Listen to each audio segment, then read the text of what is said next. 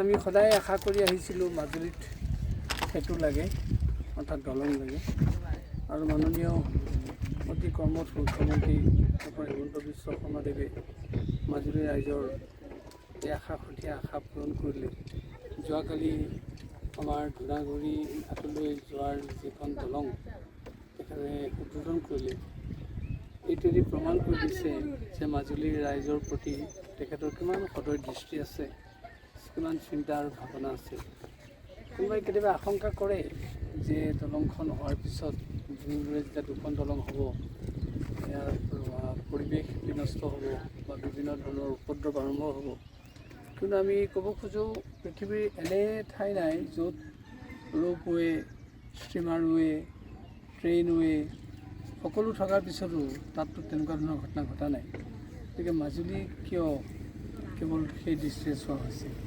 আৰু আমি যদি মাজুলী সেই দৃষ্টিৰে চাওঁ তেতিয়াহ'লে মাজুলীৰ জনজীৱনৰ যিটো গতিধাৰা সেইটো স্তব্ধ হৈ যাব। আমি সদায় কৈ আহিছোঁ মাজুলীৰ কোনো কাৰণতে কাজিৰঙা নহয়, মাজুলীৰ ৰাইজৰ চলন্ততা জীৱন আছে, আৰু তেতিয়াহে বিশ্বৰ লগত ই সম্পৃক্ত হ'ব পাৰিব। সেয়ে আমি ভাবোঁ মাননীয় মুখ্যমন্ত্ৰীদেৱে মাজুলীৰ জনজীৱনৰ গতিশীল জীৱনটোৰ কথা ভাবি এই দলঙৰ কথাত তেখেতে বিশেষ মনোযোগ দিছে। এইখন হৈছে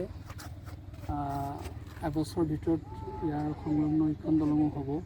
তেতিয়া আমি নিজেই অনুভৱ কৰিছোঁ কমেও 5 ঘণ্টাত ইয়াৰ পৰা মানুহ গৈ গুৱাহাটী পাবগৈ।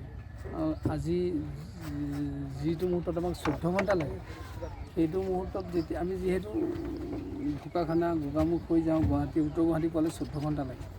তাৰ ঠাইত যদি আমি 5-6 ঘণ্টাত উত্তৰ গুৱাহাটী পামগৈ, তেতিয়া আমাৰ কাৰণে কিমান এটা সহজ।